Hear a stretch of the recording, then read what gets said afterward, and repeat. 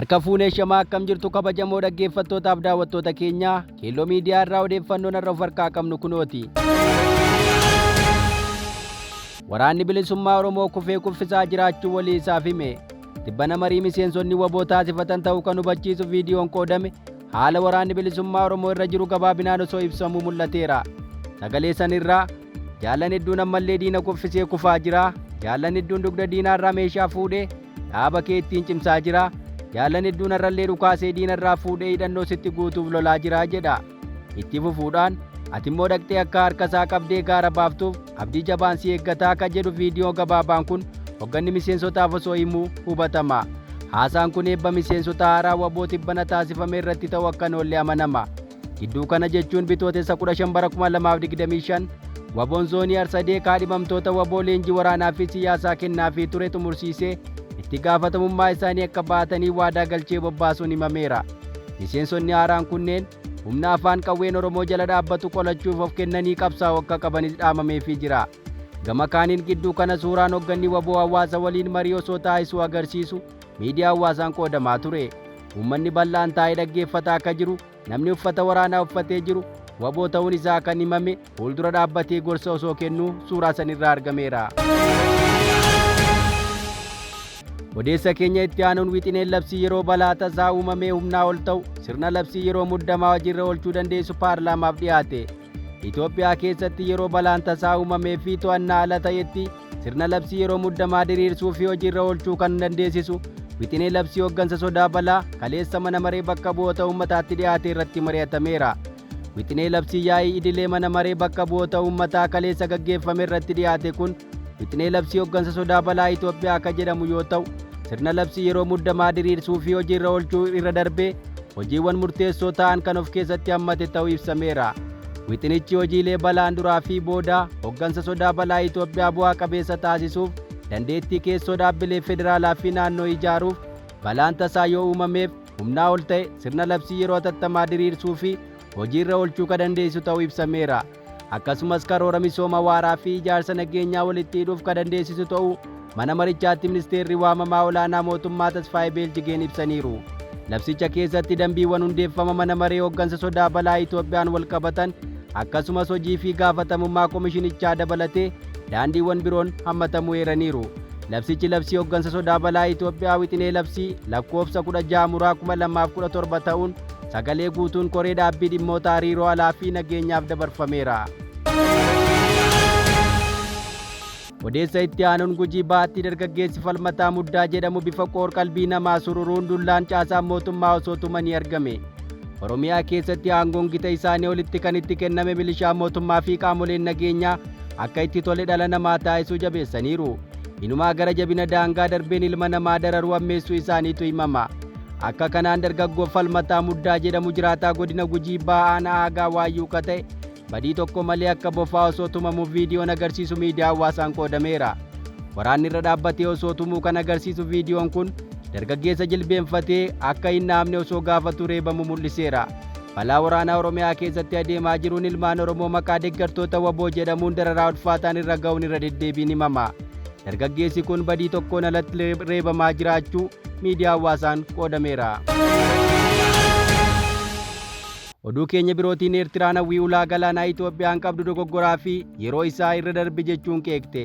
Ministeerri dhimma alaa Eertiraa Usmaan Saaliyaa hawwii Itoophiyaa dogoggoraa fi yeroon isaa irra darbe karaa dippiloomaasii yookaan humna waraanaan ulaa galaanaa argachuuf taasistu jedhaniin biyyi isaanii burjaajaa jiraachuu eeruun kanaaf hawaasni idil addunyaa Itoophiyaa irratti dhiibbaa akka godhu gaafatan. Usmaan kana ka dubbatan waajjira muummee ministeera dhimma alaa biyyattii Asmaraa argamutti ambaasaaddaroota teessoo isaanii Asmaraa godhatan miseensota dippiloomaasii fi hooggantoota dhaabbilee mootummaa gamtoomanii ibsa kennaniin ta'uu isaa ibsame. Ibsa Usmaan Saaliyaa laatan ilaalchisee ministeerri odeeffannoo Eertiraa Yemaanee Gebremichael barreeffama fuula X isaanii irratti qoodaniin Eertiraan Itoophiyaa waliin waraana banuuf qophii gochaa jirti jedhamu himannaa sobaa jechuun kuffisan. Akkasumas ejjennoo biyyattiin waliigaltee Piriitooriyaa irratti qabduu fi dhiibbaa dippiloomaasii Itoophiyaan ulaa galaanaa argachuuf gootu ilaalchisee ibsaniiru. Raayyaan ittisaa Eertiraa sadaasa bara 2022 waraanni waggoota lamaaf Tigray keessatti gaggeeffamaa ture xumuramuu hordofee gara daangaa Eertiraa sadarkaa idil addunyaatti beekamtii argatetti deebi'ee bobba'uu isaa ibsanii jiru. Itti dabaluunis namni yaada kennu kamiyyuu rakkoo keessoo Itoophiyaa fi Eertiraa sababa gochuuf yaalaa jira jedhan. Osmaan miseensota abut duraanii jechuun waamee murtii komishinii daangaa Eertiraa Itoophiyaa didan jechuun himate. Akkasumas Eertiraa keessatti jijjiirama sirnaa fiduuf hojjechaa turuu himan. Waliigaltee Piriitooriyaa irratti Eertiraan dhimma keessoo Itoophiyaa akka ta'etti kan ilaaltu ta'uu fi fedhii gidduu seenuu akka hin qabnes ibsaniiru.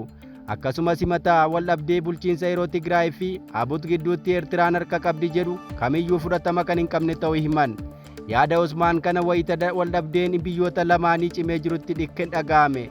Pirezidaantiin Itoophiyaa duraanii Mulaatu Tashoomaa pirezidaantii Eertiraa Isaayyaas Afeworqi waliigaltee Piriitooriyaa diiguuf abut keessatti qoqqoodinsa uumuuf yaalaa jira jechuun himatanii turan. Gochi isaanii kunis kaaba Itoophiyaa keessatti waraana haaraa deebisee kakaasuu danda'a jechuun akeekkachiisanii turan. Himannaa kana hordofee ministeera odeeffannoo Eertiraa Yemaanee Gebremichael fuula X irratti deebii laataniin rakkoon keessoo Itoophiyaa qaama alaatti sababeeffamu yookaas Asmaraatti komatamuu akka hin qabne ibsan.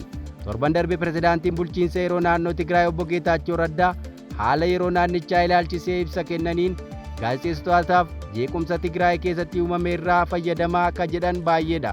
Mootummaan Eertiraa isaan keessaa tokko ta'uu nan beekaa jedhaniiru. Dura ta'an koree hariiroo alaa seeneetii Ameerikaa Jeems Riich gama isaaniin walitti bu'iinsa Tigraay fi naannawaa sanitti irra deebii yoo ka'e balaa guddaa akka fiduu danda'u akeekkachiisan. Itoophiyaa fi Eertiraan hatattamaan muddama gidduu isaanii dabalaa jiru akka laaffisan waamicha dhiyeessaniiru. Ministeerri dhimma alaa Eertiraa Osmaan Saaliyaa dhimma ejjennoo Itoophiyaan ulaa galaanaa argachuuf qabdu irratti ilaalchisee hawwii dogoggoraa fi yeroon isaa kan irra darbe karaa dippiloomaasii yookaas humna waraanaan ulaa galaanaa argachuuf taasifamu jedhaniin biyyi isaanii burjaajaa jiraachuu ibsaniiru. Kanaaf hawaasni idil addunyaa Itoophiyaan birmadummaa fi tokkummaa daangaa ollaa ishee akka kabajuuf dhiibbaa akka godhan gaafataniiru. Oduu keenyatti aanuun Alshabaab pirezidaantii Somaaliyaa Hassan Sheekh Mohammed irratti haleellaa gaggeessuuf gabaafame.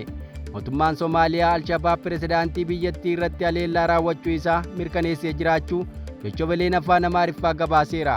Gareen hidhattootaa kun kaleessa waaree dura haleellaa boombii pirezidaantii Hassan Sheekh Mohammed irratti xiyyeeffate raawwachuu isaatu ibsame. Haleellaa kana ilaalchisee ibsa mootummaan Somaaliyaa baaseen dho'iinsi boombii kun kan mudate yeroo pirezidaantii Hassan Moqaadishoo irraa gara naannawaa sarara duraa Shiraashaa Balaalaa bakka loltoonni biyyattii itti bobba'an itti imalaa turanitti akka ta'e gabaafame. Ibsi mootummaa Somaaliyaa haleellaan kun akka hin milkoofne kan agarsiisu yoo ta'u, pirezidaantichi miidhaan irra ga'ee jalaa miliqee bakka itti deemaa ture nagaan ga'uu isaa dabalee ibseera.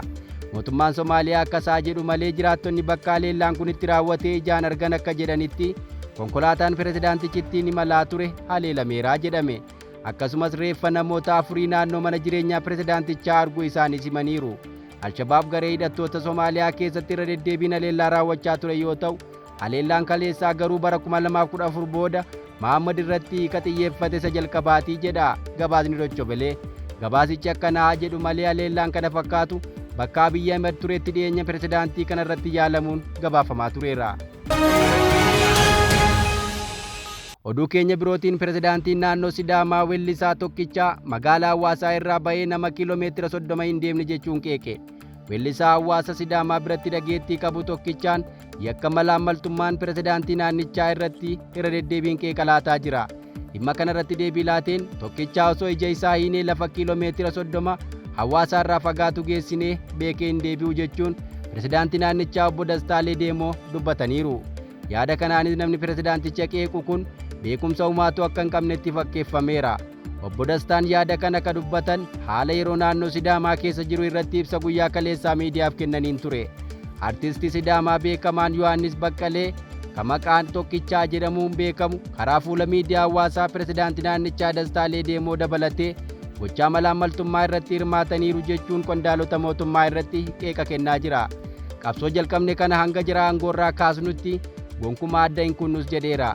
Kana hordofee pirezidaantii naannichaa ibsa kennaniin tokkichaa osoo ija hiinee Hawaasa irraa kiiloomeetira 30 lafa fagaatu geessinee beekee gara magaalaa Hawaasaatti deebi'an ittiin fakkaatu jedhan. Itti fufuun ani buuruma irraa kaasee tokkichi Sidaamaa beeka jedhee yaadu. Tokkichi afaan Sidaamaa fudhatee afaan Sidaamaatiin sirbe malee Sidaamaa keessa jiraatee xiinsammuu Sidaamaa beekee hubatee haala amma Sidaamni keessa jiru furuu danda'a jedhee yaadu jedhan. Ataakaaroon pirezidaantichaa fi weellisaa kanaas miidiyaalee biyya keessaan haalaan gabaafamaa jira. Oduu keenya birootiin bidiruun namoota seeraan alaa fe'ee adeemaa ture galaana Meditiraaniyaanii keessatti galagalu ibsame. Bidiruun namoota seeraan alaa Tuuniziyaa irraa dhufan 56 fe'ee ture giddugala galaana Meditiraaniyaanii keessatti galagaluun ishee gabaafameera. Eegdonni qarqara galaana Xaaliyaanii hanga ammaatti reeffa imaltoota 6 kan argatan yoo ta'u, kanneen 10 ta'anis buuteen isaanii akka hin argamne WBOn gabaasee jira. Imaltoonni 40 bidiruu naannoo odola Xaaliyaanii Laampeeduusaatti galagalte keessa akka turan ta'us ibsameera. Namoonni lubbuun hafan akka jedhanitti godaantonni 56 buufata doonii Tuuniziyaa irraa bidiruu sadarkaa isaa hin eegneen kan ka'an yoo ta'u, irra caalaan isaanii bidiruun kun haala qilleensa hamaa ta'e yeroo ka'u galaana keessatti nyaatamaniiru. Dhaabbata mootummoota gamtoomaniitti Komishinarri olaanaa baqattoota Anchaar baqattoonni kunneen Kootidivaar irraa akka ka'an ibseera. Akkasumas lammiilee Maalii, Gaambiyaa fi Kaameruun ta'uun isaanii ibsamee jira. Qaxxaamura galaanaa balaafamaa godaantota seeraan alaatiin lubbuun namoota hedduu balaadhaaf saaxilameera. Akka dhaabbata mootummoota gamtoomaniitti bara darbe namoonni 2,200 ol galaana irratti liqinfamaniiru. Isaan keessaa kaan ammallee achi buuteen isaanii dhabamee jira. Lakkoofsi UN himuu akka isaa jedhu malee lakkoofsi sirriin beekamuu akka hin dandeenyes gabaasaaleen garaagaraa irra deddeebiin gabaasu. Egaa dhaggeeffattoota Kello miidiyaa odeeffannoo nuti irraa of harkaa qabnu kanaan gammaa dhaggeeffattan ture. Qophii keenyaaf waliin turtii gaarii.